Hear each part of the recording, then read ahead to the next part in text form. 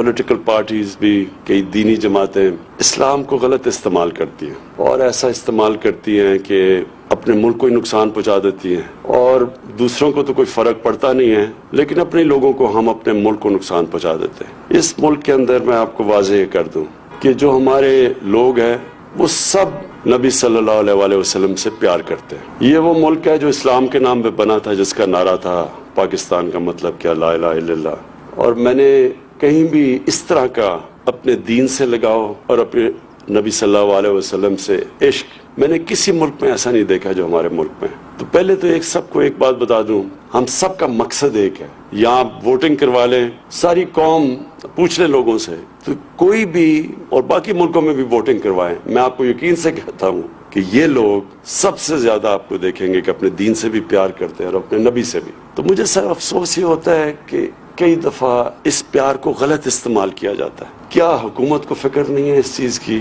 کہ جب ہمارے نبی صلی اللہ علیہ وسلم کی شان میں گستاخی ہوتی ہے تو کیا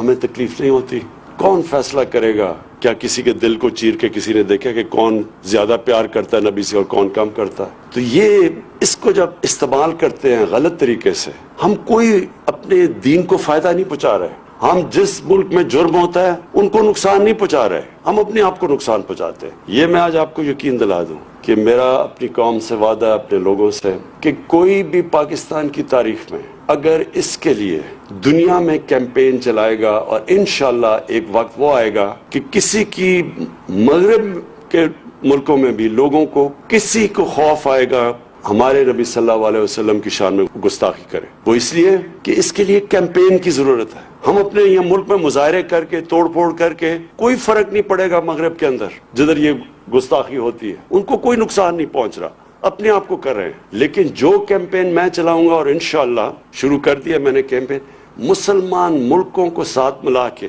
ہیڈز آف سٹیٹ جو مسلمان ملکوں کے سربراہ ہیں ان کو ساتھ ملا کے، ان کے ساتھ پر ہم پوری طرح اپنا کیس پریزنٹ کریں گے، اور کر رہے ہیں یونائٹڈ نیشنز میں، یورپین یونین میں۔ اس طرح اس پریشر کی وجہ سے یہ جو بار بار ہمیں تکلیف دی جاتی ہے کہ کسی مغرب ملک میں ہمارے نبی صلی اللہ علیہ وسلم کی بے حرمتی کی جاتی ہے، ہمیں یہاں تکلیف ہوتی ہے، ان کو کوئی فرق نہیں پڑتا۔ لیکن جب ہم ایک کیمپین کریں گے سب دنیا کے مسلمان ملکوں کو اکٹھا کر کے، ہیڈز آف سٹیٹ کو، جو میں نے خط بھی لکھا ہے سب کو، اس سے یہ فرق پڑے گا، تب یہ جا کے تبدیلی آئے گی مغرب میں۔ نہیں تو ہم اپنے ملک میں توڑ پھوڑ کرتے رہیں گے، وہاں تو کوئی فرق نہیں پڑے گا کسی کو، بلکہ وہاں ہر تھوڑی دیر کے بعد کوئی نہ کوئی یہ فتنہ کر دیتا ہے، نقصان ہم اپنا کر لیتے ہیں۔ جو میری کیمپین ہے انشاءاللہ، اس سے ہم ہمیشہ کے لیے اس مسئلے کا حل کریں گے، تاکہ کوئی بھی باہر بیٹھ کے ہمارے نبی صلی اللہ علیہ وسلم کی شان میں گستاخی نہ کرے۔